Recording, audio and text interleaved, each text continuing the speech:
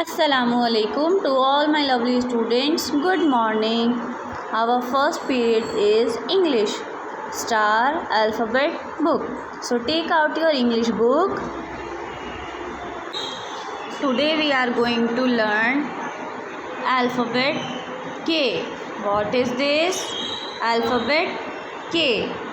K for kite.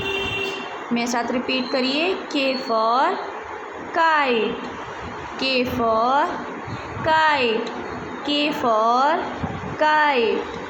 K for kite. K for key.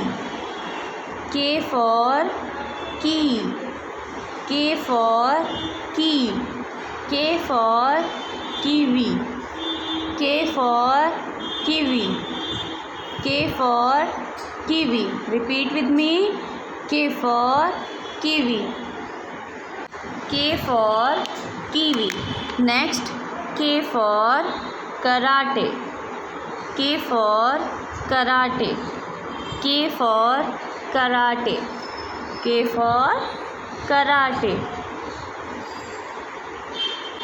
Repeat it once again. K for kite. K for kite.